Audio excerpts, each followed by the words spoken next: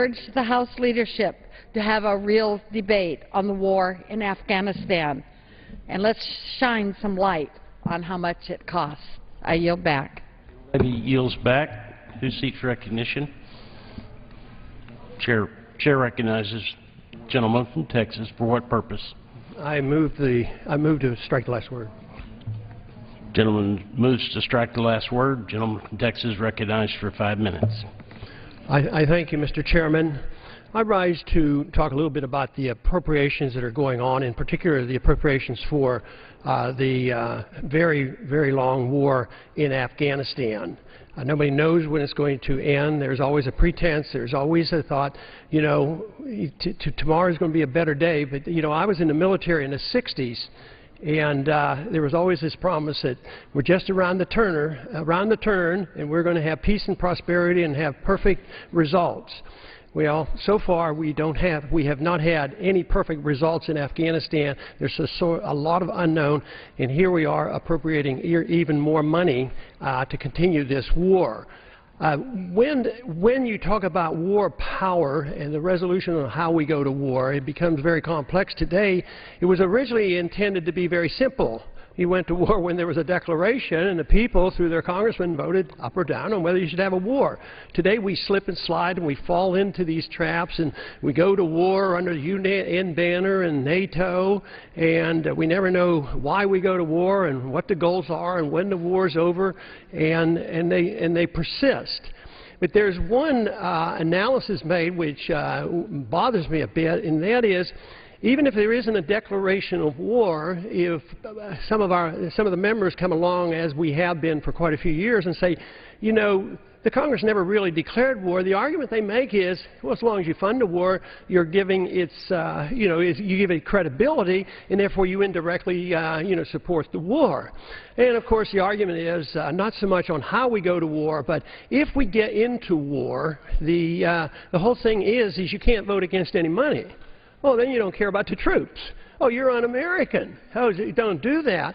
And that carries the weight of the argument, and people get shy away and say, no, I don't like the war. We shouldn't have done it, but I can't go against the troops. Well, I've had a little experience in the last several years traveling the country and talking about issues like this and looking for support for a position which is quite a bit different than what we have followed here recently.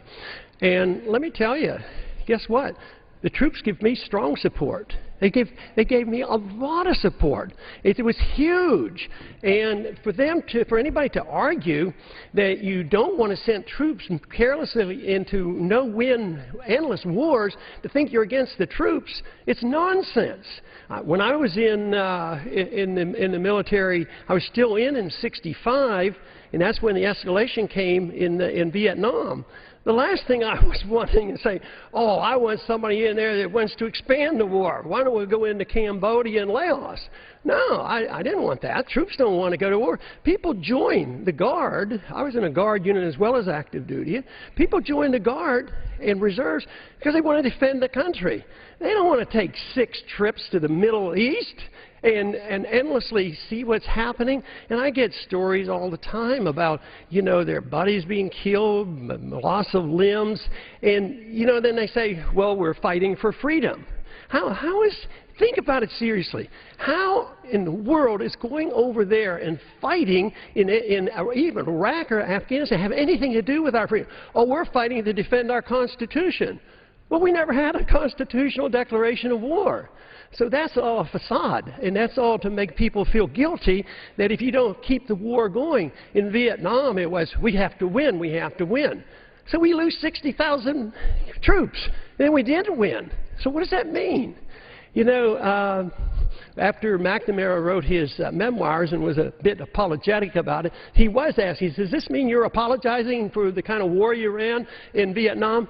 He says, no. He says, what good is an apology if you don't change policy? And that is the thing. If this is not doing well and not doing right, just to say either you're sorry or continue it, we have to have victory, and pretend there's a victory around the corner, I think we're fooling ourselves. We shouldn't deceive ourselves. We should wake up. If we lived within the Constitution, lived within our means, believe me, we would not be in Afghanistan. I yield back. And yields back. For what purpose does the gentlelady from California seek recognition? I move to strike the last word. And the gentlelady from Illinois is recognized for 5 minutes. Thank you, Madam Chairman. I rise today to join my colleagues in calling for an end to the war in Afghanistan and the removal of U.S. troops and security contractors. We face real and ongoing challenges from terrorist groups around the world. But after 10 years of fighting, it is clear that ongoing military presence in Afghanistan is simply not the answer.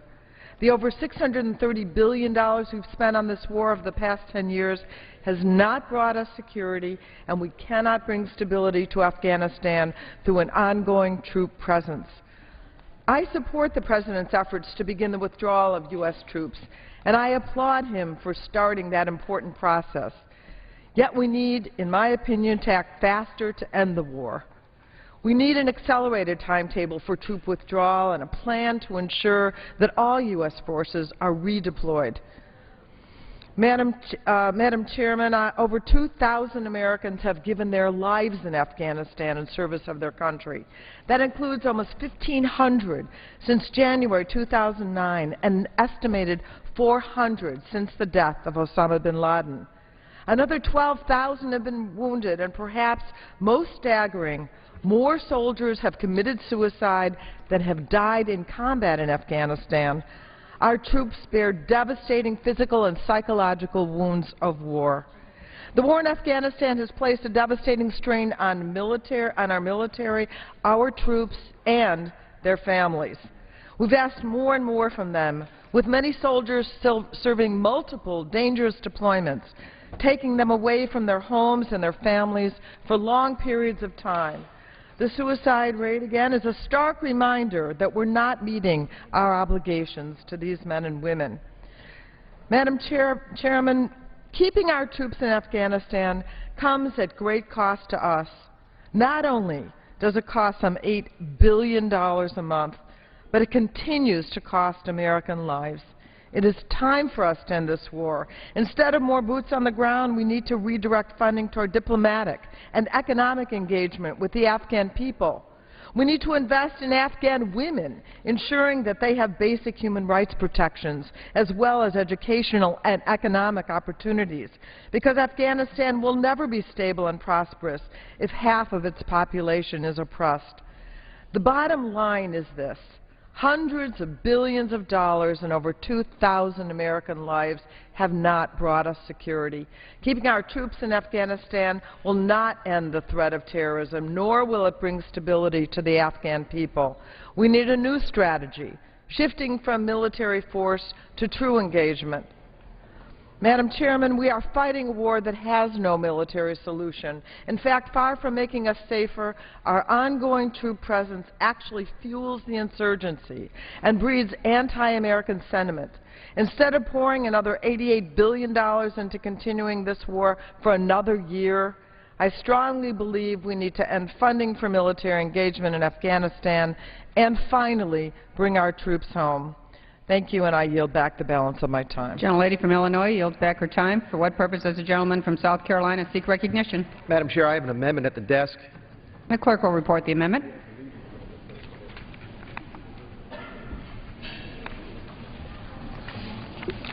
Amendment offered by Mr. Mulvaney of South Carolina, page 2, line 22, after the dollar amount insert increase by $4,359,624,000. Page 3, line 20, after the dollar amount insert increase by $1,197,682,000. Page 121, line 12, after the dollar amount insert reduced by $4,359,624,000. Page 122, line 3, after the dollar amount insert reduced by $1,197,682,000. For what purpose does the gentleman from Florida seek recognition? Madam Chairman, the amendment is subject to a point of order, but I am going to reserve the point of order to allow the gentleman to have his 5 minutes to explain what it is he wants to do. Gentleman from Florida reserves the point of order. Gentleman from South Carolina. Thank you, Madam Chair. I thank the chairman and also the ranking member for the opportunity to present this amendment. Madam Chair, the amendment is something different for me. It is not an amendment to reduce spending. And it's also not an amendment to increase spending. In fact, this amendment is outlay neutral. Similarly, consistent with what the chairman and the ranking member discussed when introducing the bill, this amendment is not a partisan amendment. I do not seek to lay blame on either party or on the President or on the Congress for the circumstance in which we find ourselves. This amendment regards simply a policy that traditionally has had bipartisan support in this House, and that policy is that we keep separate spending on the base defense budget and spending on the overseas contingency operations or the war budget. It has come to our attention, and both the CBO and the GAO have confirmed that there are $5.6 billion in the overseas contingency operation budget, in the war budget, that should be in the base budget. We have taken things such as the base salaries for men and women in uniform who are not deployed and are charging that spending this year to the war budget. Madam Chair, since 9/11, we have had a policy in this House of keeping those two items separate so that we know the real cost of the war against terror. We have taken the base defense spending and accounted for it in one fashion and accounted for the war budget in an entirely separate system. This year, for the first time, Madam Chair, we are blending those numbers. We take $5.6 billion of what should be in the base budget and move it to the OCO budget. Madam Chair, the committee itself recognizes that it is not good policy. If you look at the bill, you will see that the committee itself says, let's make sure not to do this next year and the year after that and the year after that. And indeed, we have not done it since 9/11. But we do it this year only in this particular bill, and I think it's important that we continue to abide by the policy that accounts correctly for the cost of the war overseas. So, Madam Chair, what I say to you is this amendment is not about spending more money. It's not about spending less money. It is about accounting accurately for the spending that we do so that we can tell folks back home exactly what we spend on the base defense of this nation and what we spend in the wars overseas. And for that reason, Madam Chair, I would ask for a yea vote on this particular amendment, and I reserve the balance of my time. The gentleman reserves his time. The gentleman may not reserve. The gentleman yields back his time. Madam Chairman. The gentleman from Florida. Madam Chairman, I make a point of order against the amendment because it is in violation of Section 302F of the Congressional Budget Act of 1974. The Committee on Appropriations filed a suballocation of budget totals for fiscal year 2013 on May 22, 2012. H. Report 172489, the adoption of this amendment would cause the subcommittee general purpose suballocation for budget authority made under Section 302B to be exceeded and is not permitted under Section 302F of the Act. And I ask for a ruling from the Chair. Does any member wish to be heard on a point of order? The gentleman from South Carolina. Thank you, Madam Chair. It is true that a new point of order was created under the Budget and Control Act, preventing any legislation from being considered in the House that would cause discretionary spending to exceed the caps established in the Budget and Control Act. Under that part of the Act, Madam Chair, the entire bill is technically out of order because the entire bill exceeds the BCA caps by $7.5 billion. Ironically, then, if this point of order is sustained, then we will effectively keep within the shadows a nonpartisan policy, something that everyone has supported in the past, a good governance issue, while allowing the entire bill, which also violates the same point of order, to proceed. My amendment is outlay neutral. It does not increase spending. It does not decrease spending. It simply moves spending from the war budget to the base budget and vice versa. It does not, if the amendment were agreed to, the budget authority in the bill will be exactly the same as it is if the amendment fails, $608,213 million. Accordingly, the amendment does not violate Section 302F1 of the Congressional Budget Act, and overruling the point of order gives us the chance to abide by the precedent established long ago and embraced by both parties, and I respectfully ask that the Chair overrule the point of order. Thank you, Madam Chair. Any other member wish to speak to the point of order? If not, the Chair is prepared to rule, and under the House Concurrent Resolution 112, as made applicable by House Resolution 614, the Subcommittee on Defense has both a general purposes allocation and an overseas contingency operations allocation. The accounts in the bill on pages 2 and 3 are under the general purposes allocation. The accounts on pages 121 and 122 are under the overseas contingency operations allocation. The amendment transfers funds from the latter to the former. The Chair is authoritatively guided under Section 312 of the Budget Act and Clause 4 of Rule 29 by an estimate of the Chair of the Committee on the Budget that an amendment providing any net increase in new discretionary budget authority is in either allocation would cause a breach of that allocation. The amendment offered by the gentleman from South Carolina would increase the level of new discretionary budget authority in the bill under the general purposes allocation. As such, the amendment violates Section 302F of the Budget Act, and the point of order is sustained, and the amendment is not in order. For what purpose does the gentleman from Vermont seek recognition? And the gentleman is recognized for 5 minutes. I thank the Speaker. Madam Speaker, the war in Afghanistan had a legitimate purpose when it began. That was the grounds from which Osama bin Laden engineered the attack on the World Trade Center. Congress supported going into Afghanistan to take out Osama bin Laden and to deny a safe haven to terrorists. At a certain point, the policy transformed from an effort to protect us against a base of operations into a nation-building mission. That was a grave mistake. Adopting nation-building will be seen through the lens of history as about as effective as trench warfare in World War I. Our military will do whatever is asked of them. Our job is to make requests of them that are reasonable for them to do. It is not the job of the men and women who serve in the U.S. military to build nation-states in Afghanistan. That policy was failed militarily. That policy is unsustainable economically. That policy does not make us more secure. Why? Number one, as I said, it's not the job of the military to build nation-states. It's the job of the military, and when they do very well, to defend America from attack. Number two, if you're attempting to do a nation-building strategy, you need an ally that's going to be a partner with you.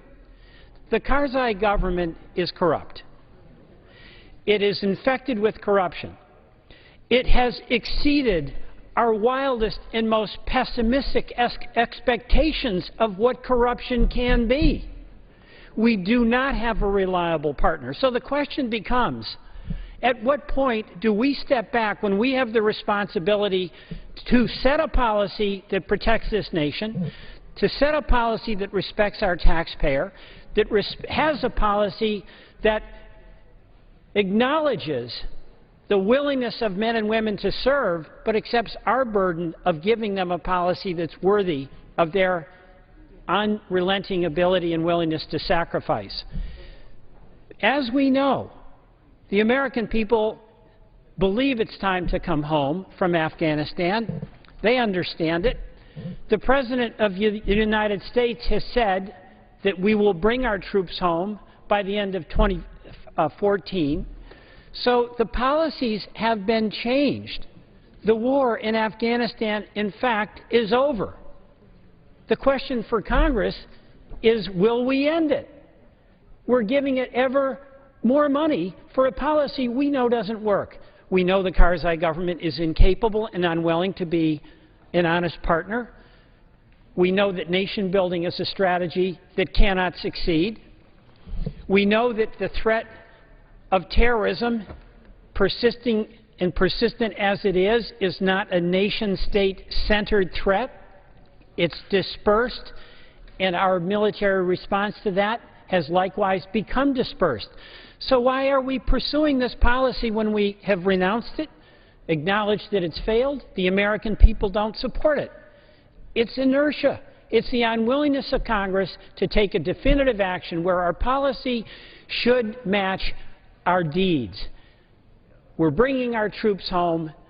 we should have as a policy that we bring those troops home as quickly as we responsibly can.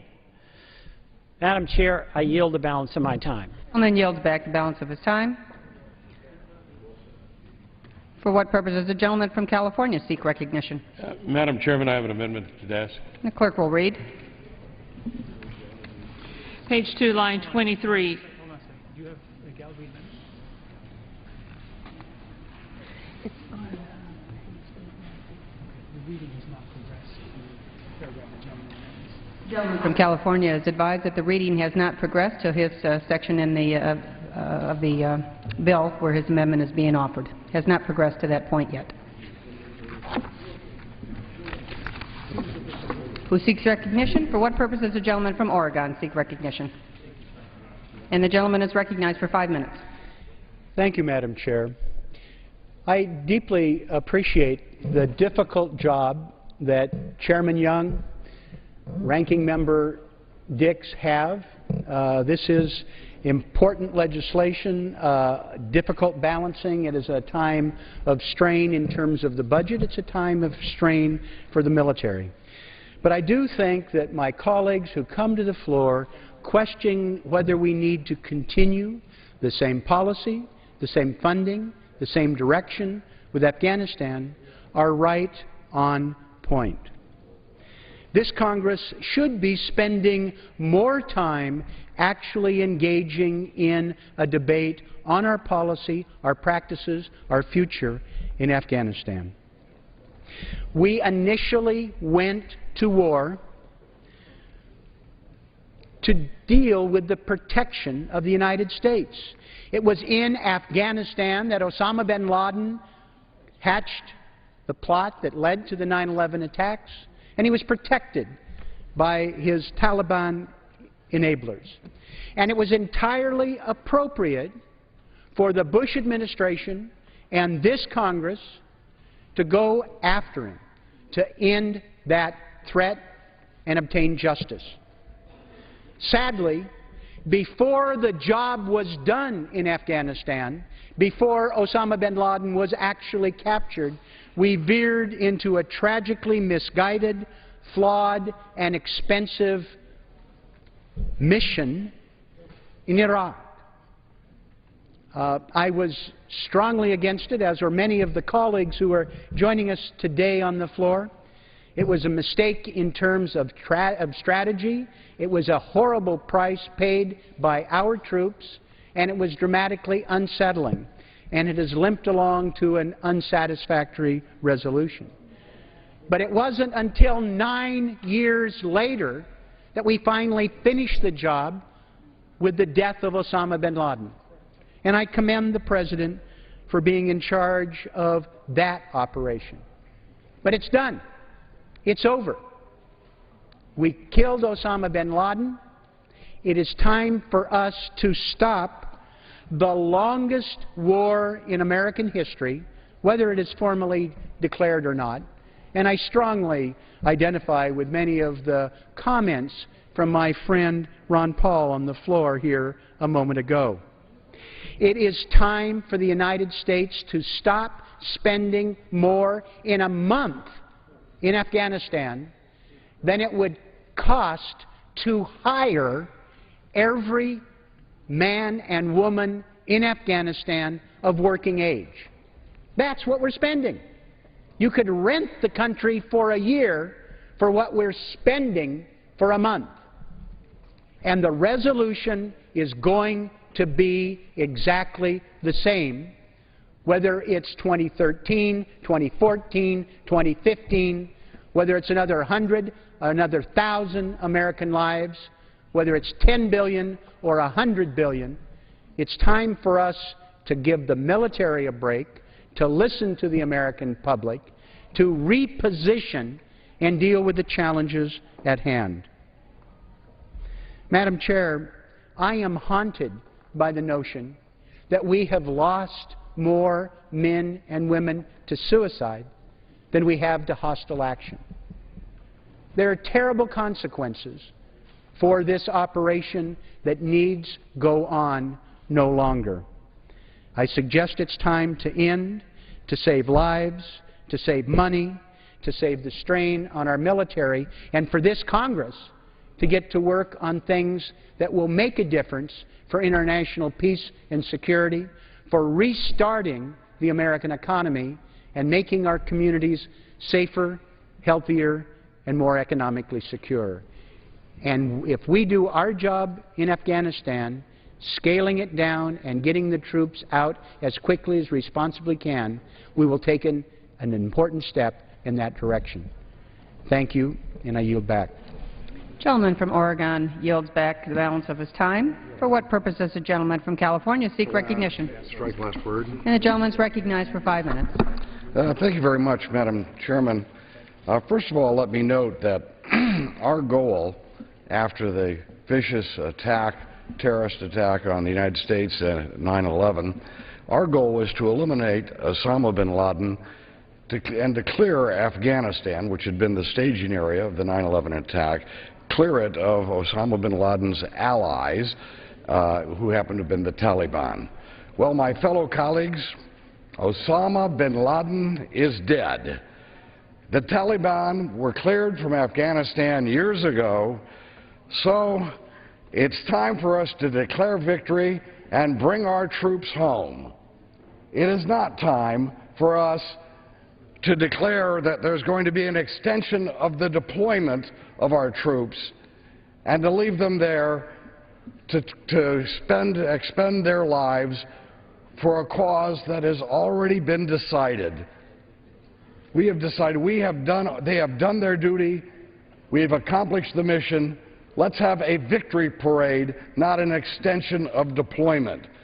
Why are we in this predicament? Why are we even discussing $88 billion and perhaps hundreds, if not thousands of more American lives being sacrificed halfway around the world in some canyon somewhere where some young American loses his life or loses his legs and Americans, and of course, expend the expenditure of billions of dollars that we really need so much here at home, if for nothing else, to help bring down this level of deficit spending. Why are we in this position now? Why are we not recognizing this? Well, first of all, let's just note that we are now in a situation where year after year is taking place after we have actually accomplished our goals in Afghanistan, and our troops are still there losing their lives. It's almost like the Twilight Zone episode. You can't figure it. It is worse than some of the situations that we saw in Vietnam degenerate after year after year after year of America's deployment of forces there. We don't need to spend this money. We don't need to lose these lives. We just need to say we've done our job and come home. Who are we watching out for? The State Department ended up stealing victory basically stealing victory out of the jaws of defeat. We won this years ago. Years ago, the Taliban were cleared out of Afghanistan. And now we find the situation getting worse. Well, I've been in Afghanistan. I fought with the Mujahideen against the Soviets there personally. I, over the years, was deeply involved with Afghan policy, and people know that. There is no reason in the world. The longer we stay there, the more enemies we're going to make for the United States. It's going to be harder for us to get out next year than it is for us right now. And we will have made more enemies out of those people when they see foreign troops. Who cares if there is someone in a canyon far away screaming that he hates America? So what? And our guys are going out there right now and investigating situations like that and putting their lives on the line because someone was heard to say good things about the Taliban in some desolate canyon somewhere. What a waste of American lives. What a waste of our resources. And on top of it, our State Department has created a system of government. We created a system of government for the Afghan people, and we're shoving it down their throats now, the most highly centralized and corrupt system of any government in this world. Mr. Karzai, is creating a kleptocracy in Afghanistan. And no matter how much we are trying to help, that money is disappearing. That money is not, we're not able to accomplish it, even though the money is going out. We should recognize that we cannot make the history for the Afghan people. They will have to make it for themselves. Thank you very much.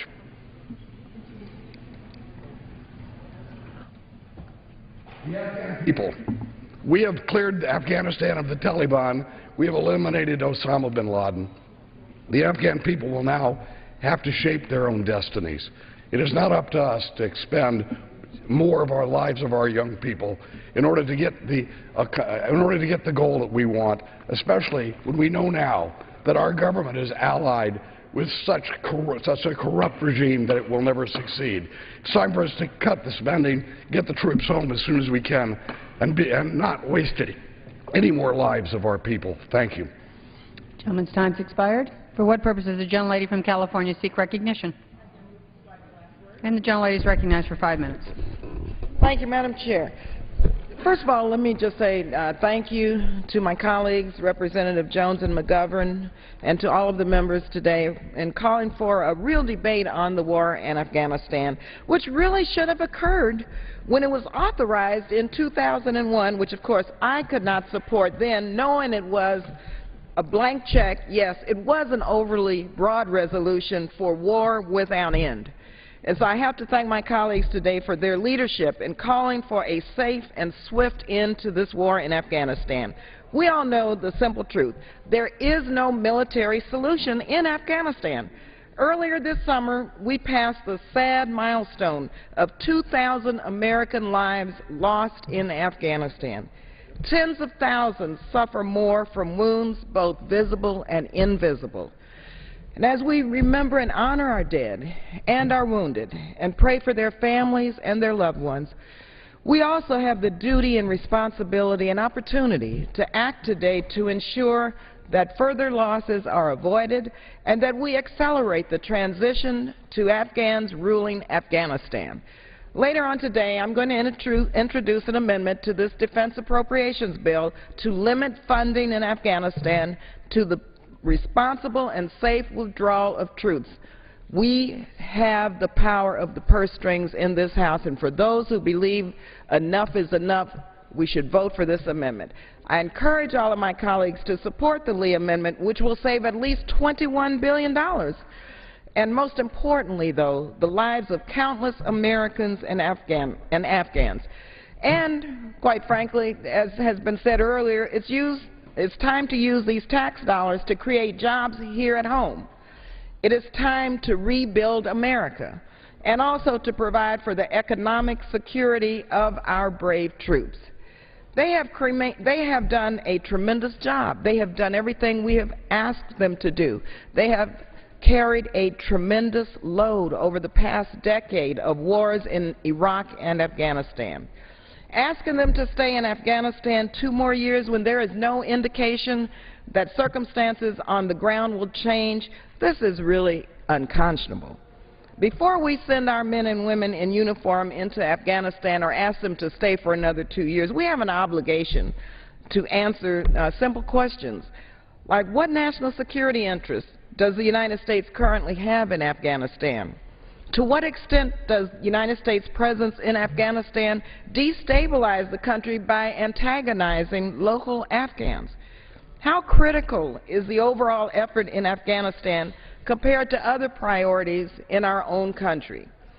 Earlier this year, along with my colleagues, Congressman Walter Jones and Congresswoman Woolsey and McGovern, we held a hearing on Afghanistan with Lieutenant Colonel Daniel Davis. This was an ad hoc hearing, mind you, because we should have had the authority to hold that hearing in the House Armed Services Committee or the House Committee on Foreign Affairs, but quite frankly, the leadership would not let us have a formal hearing. So we had our own. We had an ad hoc hearing with this brave, outspoken whistleblower, Colonel Daniel Davis, who risked his career to tell the truth about what he saw on the ground in Afghanistan. It was a hearing that every member of Congress should have heard before voting to spend tens of billions of dollars and risking the lives and limbs of tens of thousands of Americans in uniform. Those of you who attended the hearing or read the witnesses' testimony understand that the current strategy of propping up a corrupt regime in Afghanistan will almost fail. But instead of having a full debate on the current strategy in Afghanistan, instead of having a real debate about what we hope to gain with more years in Afghanistan, we are limited to these brief opportunities on the floor to remind Congress that the American people overwhelmingly want to bring the war in Afghanistan to an end. People are war-weary and they want this over. This Congress has the opportunity, once again, to stand with 7 out of 10 Americans who want to bring the war in Afghanistan to an end by voting yes on several of the amendments that we're going to be considering. My amendment that I will introduce later in this debate will limit the funding to the responsible and safe and orderly withdrawal of United States troops and contractors from Afghanistan. Madam Chair, let me thank once again our colleagues, Congressman McGovern and Jones, for gathering us here this afternoon. We have very limited opportunities, really, to reflect the majority of the American people's sentiment in terms of their weariness of this war. It's time to end it. Gentlelady's time's expired. For what purpose does the gentlelady from Connecticut seek recognition? And the gentlelady is recognized for 5 minutes. Madam Speaker, we have now had combat troops in Afghanistan for over 10 years. It has become the longest war in the history of our republic. Over 2,000 brave American men and women have perished in this conflict. Because of their sacrifice and the hard work, dedication, and sacrifices of thousands more brave young men and women, al-Qaeda has been decimated, and Osama bin Laden, the perpetrator of September 11th attacks against Americans, has been brought to justice. Now, almost 11 years after we first arrived, it is time to bring our military involvement in Afghanistan to an end. Afghanistan is its own sovereign country, and its citizens need to take responsibility for their destiny. As for us, we need to bring our troops home and to start reinvesting in America again. At the recent NATO summit in Chicago, President Obama and NATO leaders announced an end to combat operations in Afghanistan in 2013. And a transition of lead responsibility for security to the Afghan government by the end of 2014. These are important steps, but the President also recently signed an agreement in Kabul that would keep American troops in the region until 2024. 2024. We need to bring our troops home now, not 16 years from now. This war is costing American taxpayers $130 billion a year. Especially at a time when we are trying to cut the deficit, reduce unnecessary spending, and reinvest in our own economic growth, this is far too much. The entire GDP of Afghanistan is $30 billion, less than a quarter of what we are spending year in and year out. The nation and government of Afghanistan faces many tough challenges ahead, including work to foster economic development and the foundations of a civil society, such as literacy, education, agricultural development, and the empowerment of women. But these are not challenges that are primarily military in nature. As such, it is time to let local Afghans do local jobs, build their economy, rather than relying on government contractors. I have visited Afghanistan twice over the course of this conflict and saw firsthand how our renewed attention to the region since 2009 and the counterinsurgency strategy developed by General Petraeus has brought marked improvements in securing areas, in training security and police, in establishing the rule of law, and in developing local economies. Perhaps most importantly, on a trip last March, I felt a sense of optimism in Afghanistan that was not there before, as well as an understanding among our military that the Afghans must soon take over and govern their own nation. The time is now. For over a decade, our troops have accomplished the mission that they were given. They have performed heroically. They, including thousands of brave service members from Connecticut, have been operating in one of the most inhospitable environments one can imagine, making sacrifices for their country, by serving, as well as losing this time with their families. It is time to bring our troops home and for the people of Afghanistan to forge their own destiny. I yield back the balance of my time. Gentlelady yields back. Who seeks time? For what purpose does the gentleman from Arizona seek recognition? And the gentleman is recognized for 5 minutes. Thank you, Madam Chair. After 11 years, over 2,000 Americans killed, 16,000 Americans wounded, nearly $400 billion spent, and more than 12,000 Afghan civilians dead since 2007, we have to question the U.S. presence in Afghanistan. Should we continue America's longest war? At what cost and for how long? The American people has questioned and continues to question time and time again this question, or should we be there? And the answer has always been a resounding no.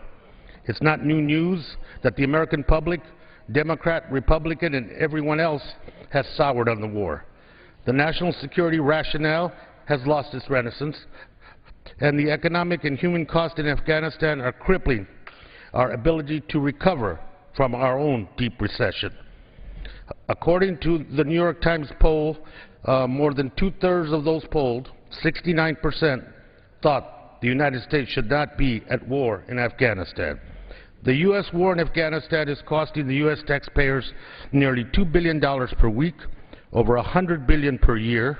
Meanwhile, in the wake of the worst economic crisis since the Great Depression, too many of our neighbors and friends are out of work, struggle to pay their bills, and look to us for job creation and support. Americans who feel the sting of doing more with less are connecting the dots between our federal priorities and spending and the pain they are feeling at home. Americans struggling to put their kids through college without Pell Grants or running out of employment benefits with no new job on the horizon cannot ignore the cost of the war.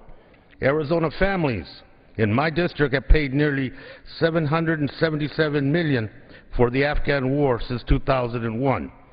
For that same amount of money, the state of Arizona could have had 336,000 children receiving low-income health care for 1 year, 15,000 elementary school teachers employed in our schools for 1 year, 93,000 Head Start slots for children for 1 year, over 100,000 military veterans receiving VA medical care for 1 year, over 10,000 police officers and law enforcement officers securing our community and neighborhoods for 1 year, 113,000 scholarships for university students for 1 year, 139,000 students receiving Pell Grants of $5,550.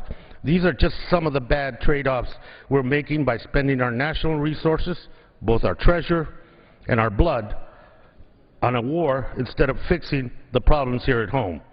I'd like to take a brief second to thank, to honor, and to commemorate those warriors from my district, District 7, for their ultimate sacrifice to our country.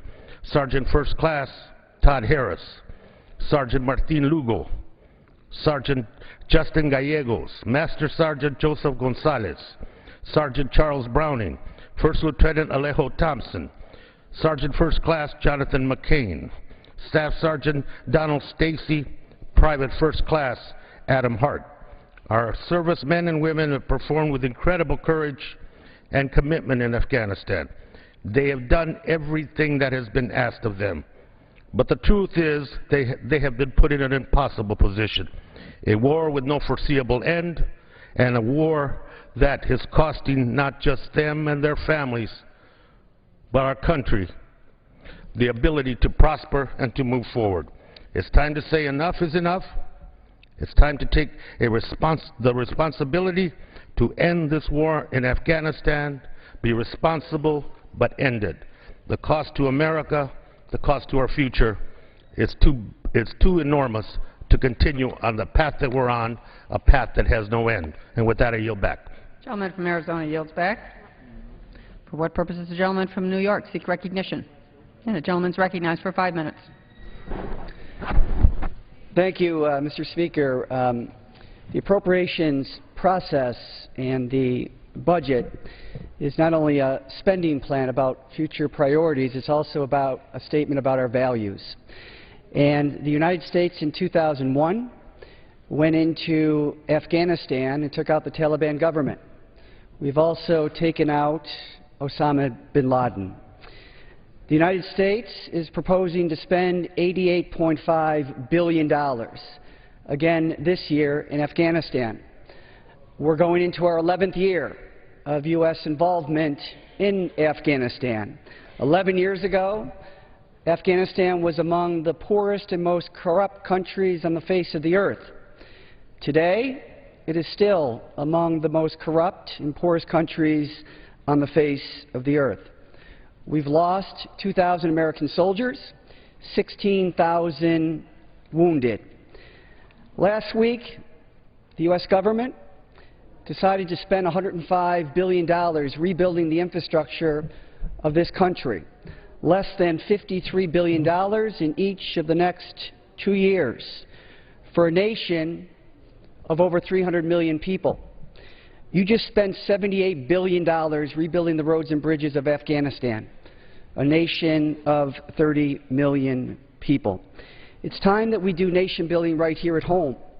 Of the 34 provinces in Afghanistan, the spiritual and financial home of the Taliban is in Kandahar and Helmand province, because that is disproportionately where the poppy fields are that finances the Taliban. The literacy rate for women in Kandahar province is 1%. The literacy rate for men is about 15%. How do you build up an Afghan police force, an Afghan National Army, with people who are illiterate? Well, you have to build schools. You have to build roads to get them to those schools and electricity to power those schools. That, Mr. Speaker, is nation building in Afghanistan. We need to do nation building right here at home. This $88.5 billion should be directed immediately to rebuild the roads and bridges of this nation. In America, according to Transportation for America, we have 69,000 structurally deficient bridges.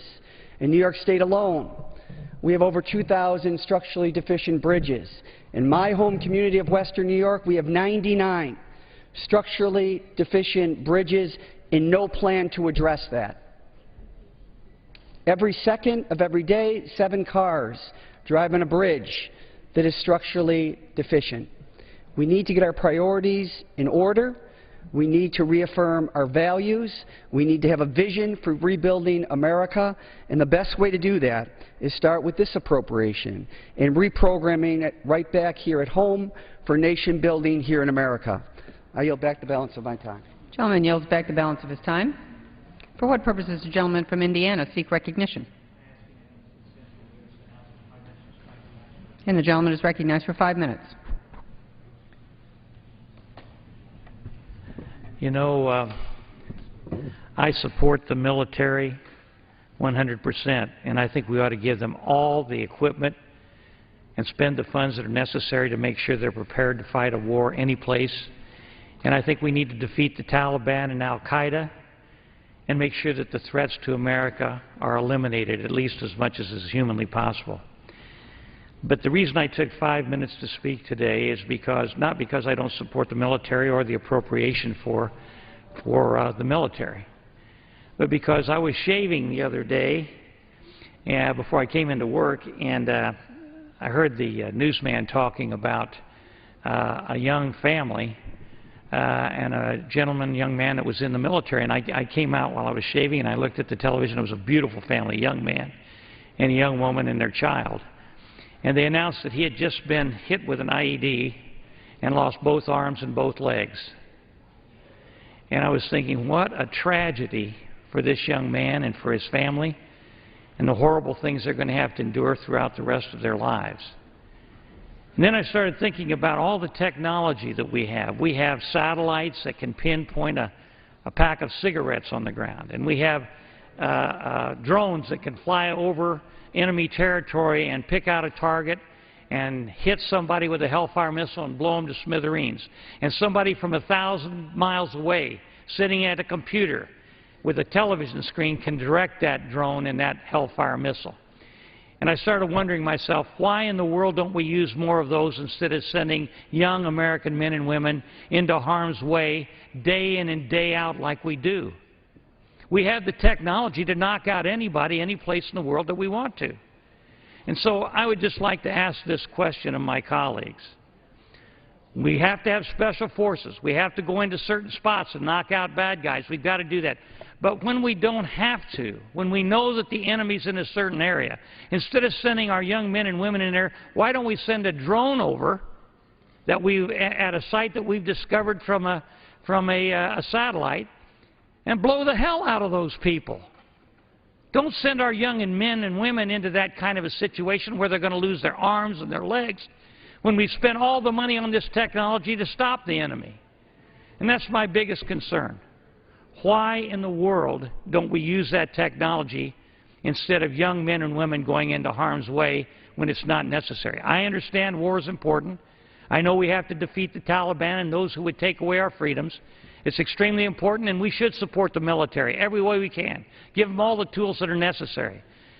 But let's use the tools that we have to stop the enemy as much as possible without putting young men and women in that situation. I don't want to turn on the television next week or next month and see more young men and women who have suffered this way. I've been out to Bethesda and Walter Reed, and I've seen the damage that war does. And so if we're going to go to war, and we have to go to war, only go when we have to, but if we do, let's use the technology we have and defeat the enemy and minimize the loss of life that our young men and women are experiencing. I yield back. The gentleman yields back. For what purpose does the gentleman from New York seek recognition? Madam Chair, I move to strike the last word. And the gentleman is recognized for 5 minutes. Madam Chair, I regret that what I am about to say could have been and was said a year ago. Not much has changed, but more lives have been destroyed and more billions of dollars have been wasted, all to no intelligent purpose. The whole premise of the Afghanistan war is wrong. The rationale for the war is to fight al-Qaeda, but most of the day-to-day fighting is against an entrenched Taliban insurgency that will outlast any foreign fighters. Fighting in Afghanistan does not enhance the security of the United States in any way.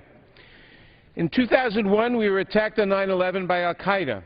Al-Qaeda had bases in Afghanistan, and at that time it made sense to go in and destroy those bases, and we did. But that took about 3 weeks. We should have withdrawn after those 3 weeks.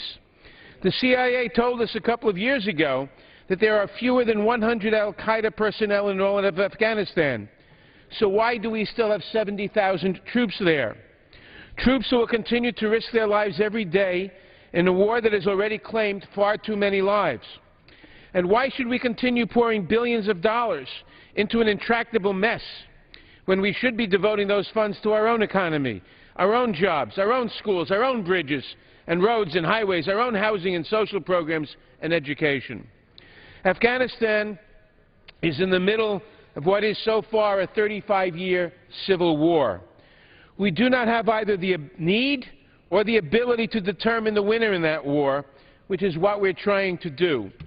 If we continue on this course, in 2 years, there will be hundreds more dead American soldiers, several $100 billion more dollars wasted, and 2 or 3 more provinces labeled pacified.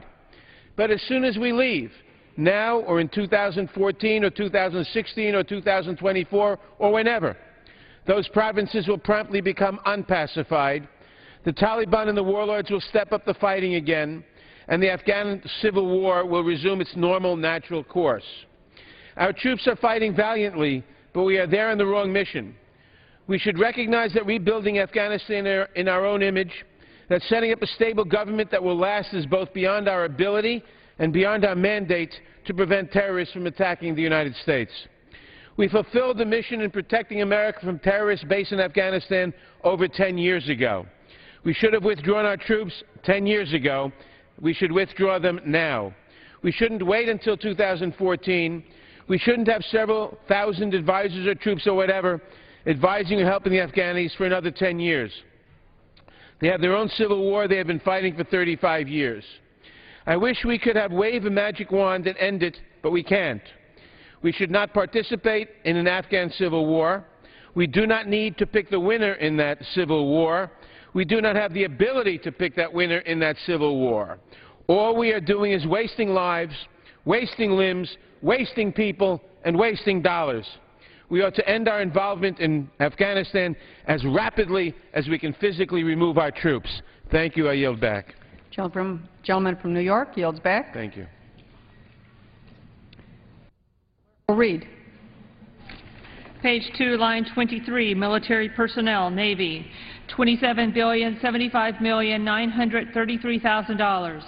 Military personnel, Marine Corps, $12,560,999,000. Military personnel, Air Force, $28,124,109,000. Reserve personnel, Army, $4,456,823,000. Reserve personnel, Navy, $1,871,688,000. Reserve personnel, Marine Corps, $651,861,000. Reserve personnel, Air Force, $1,743,875,000. National Guard personnel, Army, $8,089,477,000. National Guard personnel, Air Force, $3,158,015,000. Title II, Operation and Maintenance. Operation and Maintenance, Army. Chair. $36,422,738,000. Madam Chair. The gentleman, for what purpose is the gentleman from Georgia? And the clerk will designate the amendment. Amendment number 2, printed in the congressional record, offered by Mr. Kingston of Georgia. Gentleman from Georgia is recognized for 5 minutes.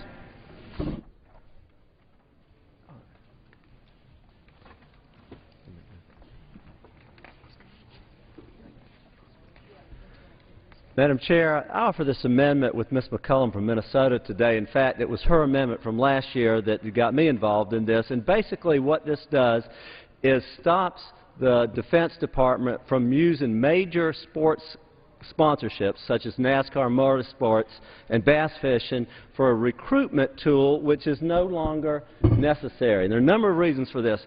Number one, it's not effective. May 18, 2010, Major Brian Creech said in the USA Today that the National Guard spending $26.5 million to sponsor NASCAR got 24,800 inquiries. Of those, they got 20 potential recruits. Of those, what did they get for the $26 million? Not one single recruit. I want to say again, $26 million, 24,000 inquiries, zero recruits. It's not effective.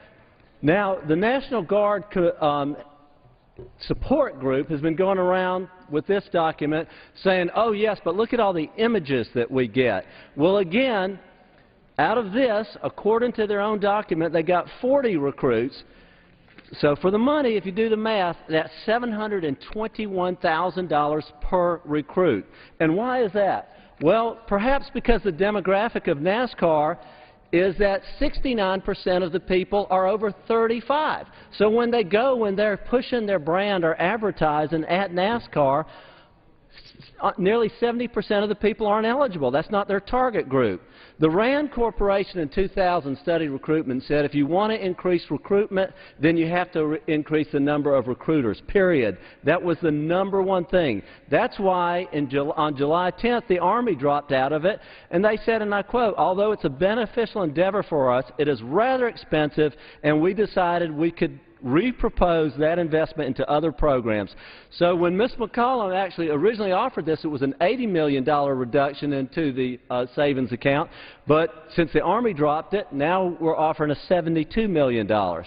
Secondly, very, very important for us to remember that the military is reducing its size now, not because of sequestration, before sequestration. They're dropping the number of troops in the Army and the Marine by 103,000 alone. The Defense Department's recruiter has said that the recruitment is high right now because of the economy. Now, number three, this program has no accountability. In February, our office, as a member of the Defense Appropriations Subcommittee, we asked the Pentagon, what are your hard numbers? If you're spending $72 million sponsoring major sports programs, what are you getting out of it? And they couldn't come up with it. Now that disturbs me as a fiscal conservative, because I want to believe that if the Pentagon is spending that much money on something, they're able to defend it. The Miller Beer Company actually put it this way. They said, on exposure, I don't care how much exposure you get, what it's supposed to be worth, or what our awareness versus the competition is. I need to be able to tell the CEO and our shareholders how many additional cases of beer that I sold. In short, the Army can't tell us how many recruiters they really do get from this. Now, number four, we got sequestration facing us. On top of a $487 billion defense cut over the next 10 years, plus a troop reduction of over 100,000, already we may have additional cuts. And Secretary Panetta has said we need to work together to find better ways to spend the money and stretch our dollars. You know, I'm as pro-military as they get. I'm proud to say I believe the 1st District of Georgia has as much military as any district in the country. I have 4 major military installations, 2 guard facilities. We have every branch of the military. We have a bombing range in there. And the only thing that is a bigger population than my military are my NASCAR fans. And yet they're saying to me, we're pro-NASCAR, but we realize the situation in America today. For every dollar we spend, 40 cents is borrowed. We can spend this money a lot better than we are today. And again, look what we're spending per recruit according to the National Guard document, which they provided our office. At least they did provide us with a document which we did not get from the Pentagon, but it is still costing us over $700,000 per recruit from their own documentation. We can do better than this, and that's why Ms. McCollum and I have worked together, reached across aisles to say we can spend this money elsewhere more effectively, and I yield back the balance of my time. Gentleman yields back. For what purpose does the gentleman from California seek recognition? Strike last word. And the gentleman is recognized for 5 minutes.